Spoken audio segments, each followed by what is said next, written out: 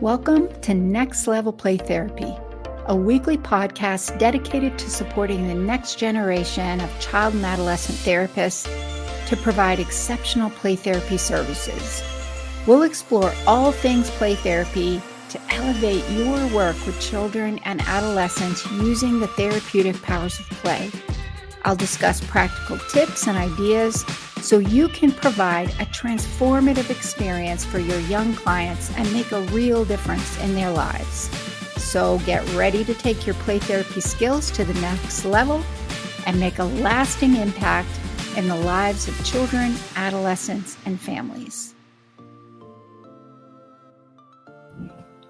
Hey there, welcome to this week's episode of Next Level Play Therapy. Today, we're going to talk about how to use family play therapy.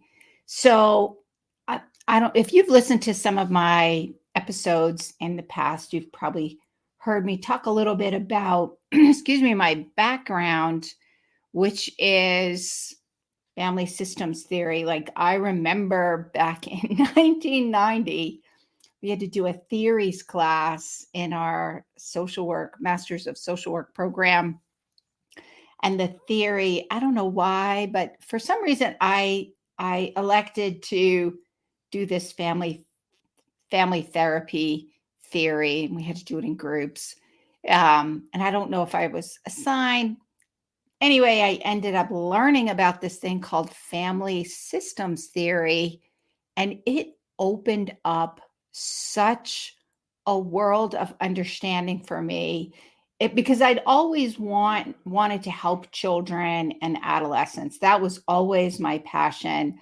And then when I found out about this therapy thing, I thought, oh, that's what I want to do. I don't want to teach them because I was a special education teacher for children. And I went to grad school and had took this course we all have to take on theories. And family systems theory made so much sense. It was like the missing piece to the puzzle that I'd didn't even really know that I was missing until I took the course. And then I thought, oh my gosh, how can you work with children and not understand family systems theory? Because children live within the context of family. So then fast forward a decade, probably 2 decades, and I began to discover attachment theory and neuroscience and looking at children in terms of their neurocircuitry and that whole concept of attachment relationships and how that influences development and all those things within a family systems context. Then my work with children began to take a much more what I call holistic, meaning I'm going to look at the child within the context of the environments where they are spending every single day of their lives, which means I'm going to be conceptualizing what's going on within the context of their family system, and then how that attachment relationship even influences that neurocircuitry and development to help better understand what's going to work to help my clients achieve what they need to accomplish in therapy. And so usually when I suggest, because I do a lot of consulting, I've done consulting and supervision of play therapists for over 15 years now. And usually when I've suggested along the way, hey, you may want to try, what do you think about family play therapy sessions? I usually get a look of like, you're kidding, right? Like disbelieved. And then when they realize that I'm not kidding, then I usually get a look of, oh no, what? That can't be. Feeling like surprised, overwhelmed. Sometimes every once in a while, usually now, because people in my Play Therapy Academy program are a little used to me suggesting it over the years. And so now they may be a little amused or curious what that might look like. So it makes sense, though, when you think about why family play therapy is probably not being used as much as you think, because most of our training, even in graduate school, most of our training is focused on the individual, having one person in the session to manage. And in play therapy, you have one person in the session. You're using play, you're speaking their play language. It's much easier to manage. And there's not a lot of training on, well, how do you get more people in there? I think some of the models, now that play therapists are really starting to embrace that whole idea of neuroscience and attachment theory. And there are some models that are more attachment focused that integrate the child and one parent, which I think is awesome. And I have used these models myself. And what I began to realize was those models didn't give me the flexibility that I needed, because sometimes I wanted to see the whole family interactions. I wanted to see for myself what people were saying was the problem. Parents saying what the problem, children saying what the problem is. And so that's when I realized I really needed to go back to my roots of family therapy. And then how do you integrate family therapy and play therapy? And then, so along the way, I developed this model called attachment-focused family play therapy.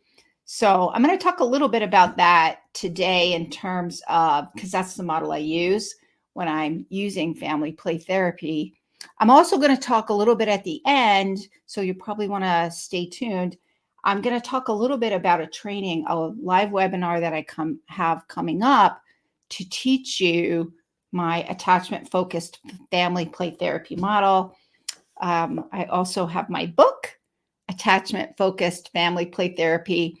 The book is more focused on trauma and helping children and adolescents overcoming trauma. But it goes over the model, and it goes over the model in a lot more depth. And I use the model with pretty much most of my clients over the years. So I'll talk a little bit about that at the end, the webinar coming up. If you're not available for the webinar, there's going to be a recorded version of the webinar available for purchase as well. The way that I look at it, though, family play therapy can be an invaluable tool in your play therapy toolbox. Like, even I will start out using just individual play therapy because I want to get to know the child a little bit. I want to get to know parents, and I want to build rapport with parents. I'll usually do that first, at least the first 90 days before I start maybe integrating in my attachment-focused family play therapy model.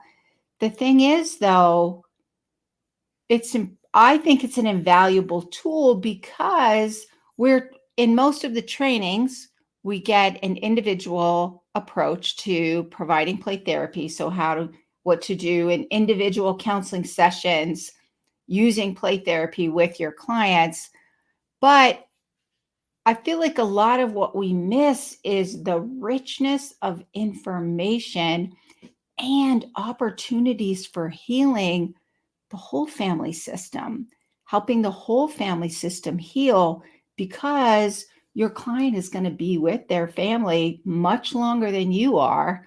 And if you can build up those relationships and help develop that resiliency, then in my mind, you've provided a lot of support to sustain the changes that have been made, to sustain that healing that you accomplished in the play therapy treatment process. So why would you not want to use a model that would get those really long-term benefits. Excuse me, I have a little tickle in my throat, so let me have some. I'll have some coffee. Excuse me. Alrighty. So that's what I'm going to talk about today. If you're interested in learning a little bit more about family play therapy, then I'm going to kind of give an overview of some things to consider. I've got like four things to consider for today. If you're interested in learning more, then stay tuned at the end, because then I'll talk a little bit more about my live webinar coming up. So for those of you who maybe are watching later, or you're not, or you're listening to the podcast, or you're not available on September 14th, then the recorded version will be available as well. So I would love to see, let me check in. Let me see who's here. I would love to know who's here. What population are you working with? Are you using family play therapy currently? What play therapy modalities are you using? Where you are, and what population you work with.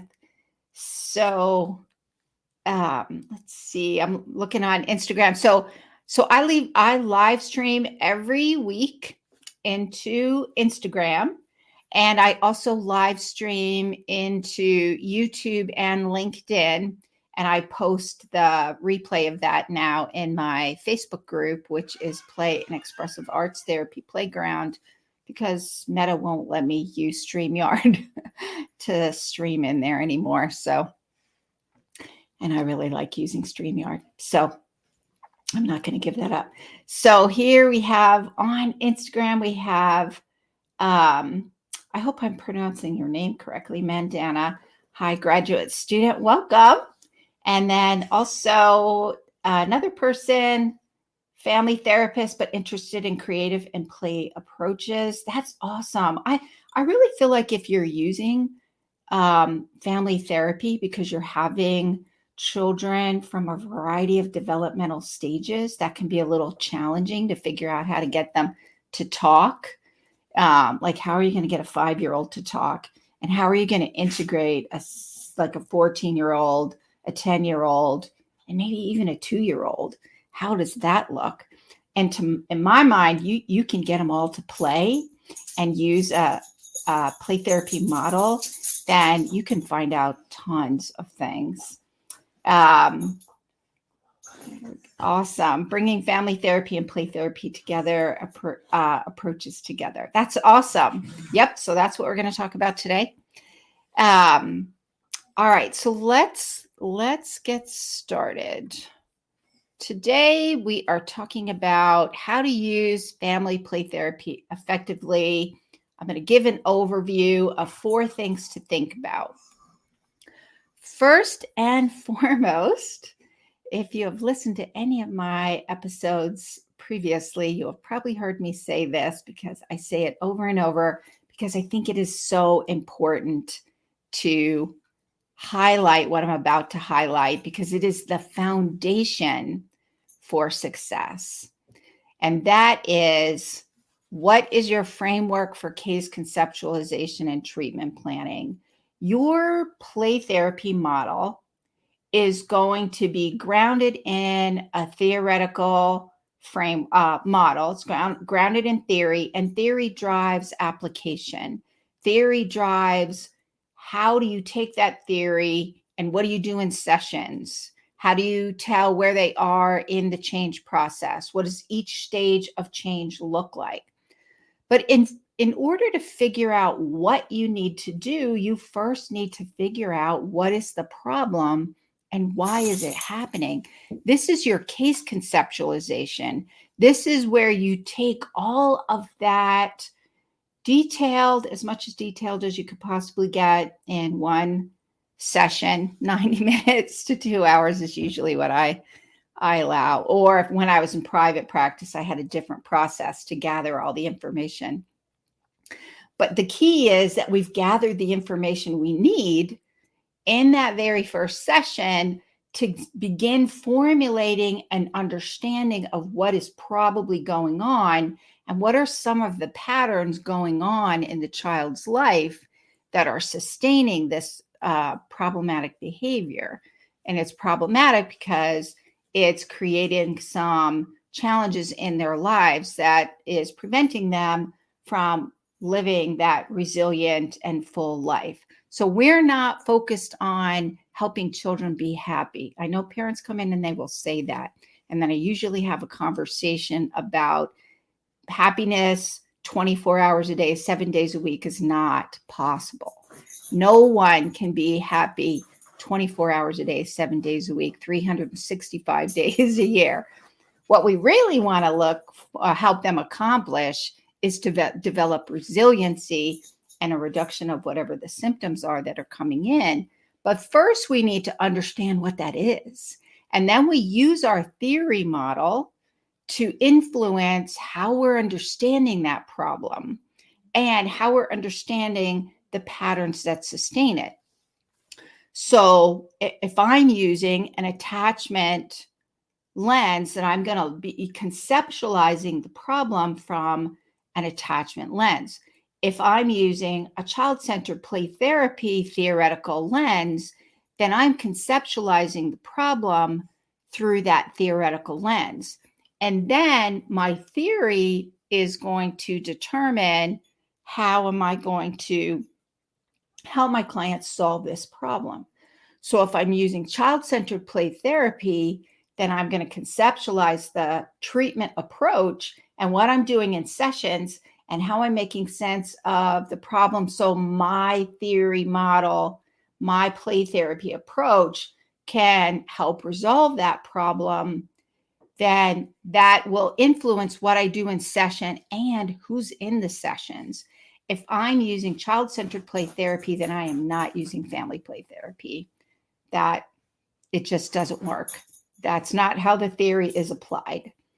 If I want to use a child-centered play therapy approach, but I want to include parents, then I'll learn either the filial therapy model or the child-parent relationship theory model. And then I'll get one parent in and one child, and I'll teach them how to be that child-centered play therapist for their child, essentially. So there's a specific model. If I'm using Gestalt play therapy or maybe even Adlerian play therapy, then those models will include the child's environment, and those models will also allow for using Adlerian play therapy in family play therapy. And it will influence how you're conceptualizing the problem, what you're doing in the sessions. So your theory, your case conceptualization is going to influence your treatment planning. And first and foremost, for family play therapy to be effective, you really need to be able to identify and get that kind of at least the beginnings of a good case conceptualization started, and that's going to influence your treatment planning. What are you going to be doing in the sessions? So full disclosure, if you're watching on the video, if you're watching on either LinkedIn or YouTube, I don't know if you can see it on Instagram because I stream into Instagram on my phone, which is why I look back and forth from the cameras. You probably might have noticed that my dog has entered the room. Luna is in the room and she's digging on the carpet. So if you hear this weird digging sound in the background, she's now laying down. Hi, Lou. She knows I'm talking about her. She may start rolling around and moaning. So if you hear any of that noise in the background, it's my dog, Luna. I don't know where Lily is. She's probably in her bed right now. Anyways, if you hear a little jingle, jingle, that might be Lily entering the office. So just full disclosure on that. So welcome. We have Bettina. Bettina says, I'm a play therapist and my patients often want their parents in the room. Yes, that happens a lot. So I have this wonderful opportunity to support the relationship, but I kind of wing it and want to know, be more intentional. That's awesome. Yeah, kids usually like their parents in there. Sometimes they do, sometimes they don't. Especially if I'm using child-centered play therapy, they're like, yeah, this is all about me. But I can usually get them to shift. So yeah, that is a great point, Bettina. So, and again, I agree, family play therapy will be a great way for that to happen. So, the thing that you want to do is think about what your theory model is. I use an attachment focused family play therapy model. It's kind of an integration of attachment theory and that interpersonal neurobiology, what we know about neuroscience, what we've learned from polyvagal theory, and integrating that with a family systems approach. And interestingly enough, I know you want to know this because you're nerdy like me. I don't know if you want to know this, but I'm going to tell you anyway. I was actually really surprised that there was someone, I think it was back in the 90s or maybe even the 80s, I think he was also, I think, out of the UK. His name was John. I pronounce it Bang, I think it's BYNG or BYGN. He actually integrated attachment theory and family theory, family systems theory, way back in the day. And I found that really interesting. So I kind of looked at some of the work that he had done when I was writing my book. But I like using a family systems I like using a family play therapy model that uses family systems, attachment, and neuroscience, because when I use that format, then I begin to conceptualize what is the problem going on and why is it happening, what patterns are sustaining it through that lens. And then the model that I use, which is attachment focused family play therapy, then influences how am I going to conceptualize the problem and then what am I going to do? It's also going to allow me to figure out where my clients are in the change process. What does each stage of change look like? What type of interventions or activities am I doing in the first stage of treatment versus the third stage or even the last stage? It's going to be dependent upon where they are in the change process, and your theory model helps you understand and identify where they are in the change process so you know what to be working on in that process. So in my mind, sorry, my dog Luna is digging. Luna. Okay. If you hear that scratching sound in the background, that's Luna digging in the carpet. So your play therapy model is going to influence what you do in the sessions. This is also true with family therapy, so that you don't, a lot of times what I find happening is exactly what you're talking about, Bettina, which is that you want to, it's important to get them in there. So you do it, but you're not sure, or parents want to be in there, or the child wants their parent to be in there and they won't come without their parent. So then you have them in there, but there's no plan, there's no framework in place. So you feel awkward, probably the parent feels awkward, and you're not sure what to do. Whereas if you have a model that you're using that provides a framework, and your framework is based on theory, then it's going to give you an idea of what to do in each stage of the change process. So the second thing to keep in mind is that safety is critical, right? We know from neuroscience research that our clients will only really engage in the change process when they feel safe. We know that their social engagement circuits won't engage unless they feel safe. This is true for parents as well. It just looks a little different for parents than it does for kids. Like I hear this, what I'm about to say, I hear this all the time, and it is a real thing. It is legitimate. It is cause for concern. Like parents will be in there, you're doing family play therapy sessions, but the child is dysregulated. Like you're getting started. It's like the first stage. Parents are, child is dysregulated. They're kind of yelling at their parents, I hate you. I've had little ones with these most cherubic faces look at their parent and just let a string of curse words just fly. Dropping some F-bombs, telling them they hate them, they're the worst parents ever, kicking, throwing. It's a little daunting. But what does that tell me? Here's what that tells me. That client doesn't feel safe. If this is happening in the beginning, it's because they don't feel safe. So then because of your theory model, that the first order of business is what kind of interventions are going to help your clients feel safe. What do you need to do? How do you need to structure things? It also is most likely that your client has some emotion regulation, like circuitry-based things.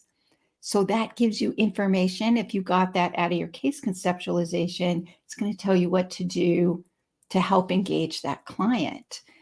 So that's why you don't want to skip that first part. Don't skip that biopsychosocial assessment. Make sure you do that to gather up some good info. So safety, first and foremost, is the first order of business. That includes parents feeling comfortable with you, because the child's natural language is play. Parents' natural language is not play. So you want to figure out how to get them engaged. And that's going to mean you need to build trust with them.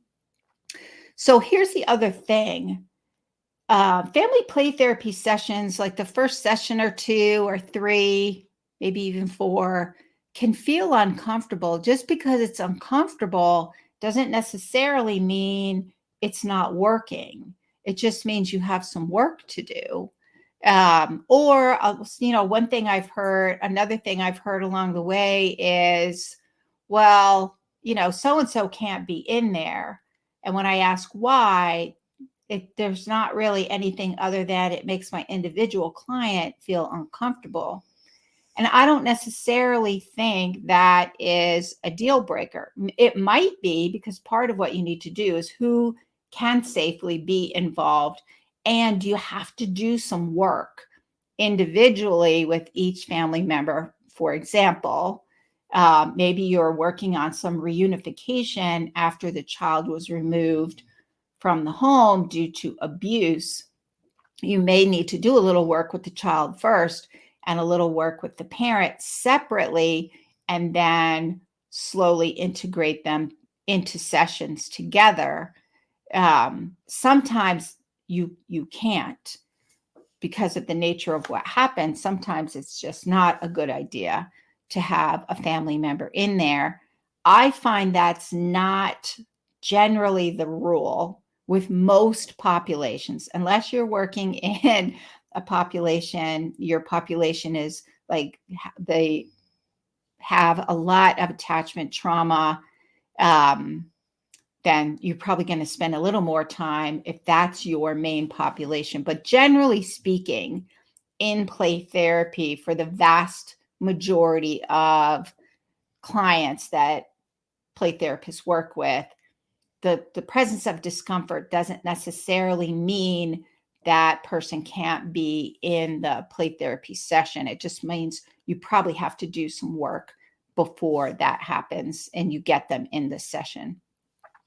But safety is first. You have to establish a sense of safety with everybody in there. And that may take a little time.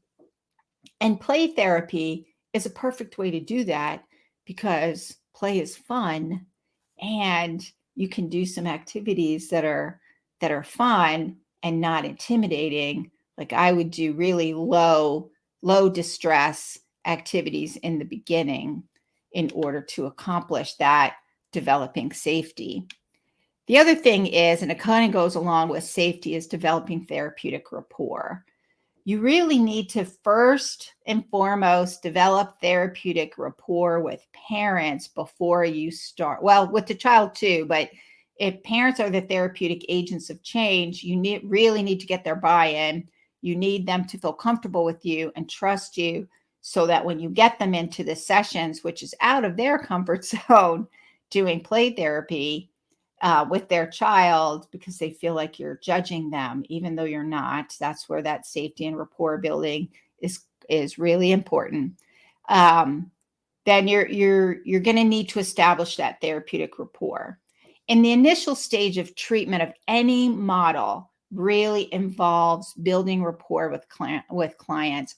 And I would say this is even true with family play therapy. So that first stage family play therapy is really about building trust and building rapport with everybody in there. And they may do that at varying degrees, and it may take, varying amounts of time because everybody in there is an individual and you're building that rapport with the family system with those unique individuals in there. The other thing is you need to be really fully present and aware during those sessions so that you're kind of picking up and understanding what's going on in those sessions. You're learning how to read the cues of family members. You're helping parents read those cues, which means you have to be attuned. And that's where that attachment and neuroscience lens comes in to help you understand how to do that and what does that even look like. And then the fourth thing is really those, even like my model, attachment focused family play therapy, we'll do some family play therapy sessions and then we'll do parent coaching sessions, family play therapy sessions, parent coaching sessions, family play therapy sessions, parent coaching sessions. You need to have that contact with parents, with just parents alone, to help them engage as your partner in the change process, that you're kind of working collaboratively and helping support them to learn the attachment-based parenting skills that you're going to teach them. They're using those family play therapy sessions to practice those attachment-based parenting skills that you've taught them. They can practice that in the sessions. So those parent-only coaching sessions help you, one, keep that trust and rapport with parents, help to gauge what's going on throughout the change process, get their feedback about how things are going, collaboratively work together to figure out what activities you're going to be doing and where they want to focus and how are you going to go about doing that. So you really need to have that dedicated time just with parents in order to develop that trust and invite parents as active participants in that change process. The other thing is that it goes back to that sense of safety and rapport building. If you've developed that really strong rapport with parents, then that's going to be kind of the glue that keeps them engaged, even when things get a little challenging, even when your clients are a little dysregulated in the session, you're going to be in there helping parents figure out how to co-regulate. Because the likelihood, if they're dysregulating in your office, the likelihood that's why parents are bringing them, because they're getting dysregulated at home and parents don't know what to do. you have the perfect opportunity to, one, see what they're saying. Then parents feel validated and heard. Like, there's a part of them that says to themselves, yeah, see, now she gets to see what it's like. Now she gets to see what I have to go through. So it's validating for them as well as mortifying. But then you've gotten to see what's going on, and you can help them apply the skills that you're teaching them. You can help them use that in those family play therapy sessions. So the only way to do that is you need to have a model that helps you navigate all those stages of change, what you're doing in the sessions and why you're doing it. So that's it for today. Let me do a quick recap of what we talked about today. So first really is making sure you do that thorough assessment at the beginning so that you can do your case conceptualization, formulate your case conceptualization, which is where you identify what are the roots of the problem that are bringing this child in, and what are the patterns going on that are sustaining this problematic behavior that they're wanting to overcome. And that is going to influence your treatment planning, because once you identify what the problem is, then you can figure out what you need to do. Both case conceptualization and treatment planning are going to be influenced. They're going to be based on and influenced by your play therapy theoretical model. Your theory model influences how you make sense of what the problem is and why it's happening, and also influences your treatment planning. What are you going to do in the sessions? What strategies need to be used in order to bring about the change that needs to be happening? And theory is good. I'm a firm believer we need to be focused on using a theoretical model. Theory without a sense of safety and therapeutic rapport is not going to get you very far. So I always say that it's like a three-legged stool. There's theory, there's rapport, and then, because I'm a play therapist, how are you integrating in those therapeutic powers of play, right? So clients cannot engage in the change process if they don't feel safe. And discomfort is not a deal breaker for using family play therapy. You have to figure out who can safely be in there. The vast majority of times, you can include the family members that need to be in there. You may need to do a little work first.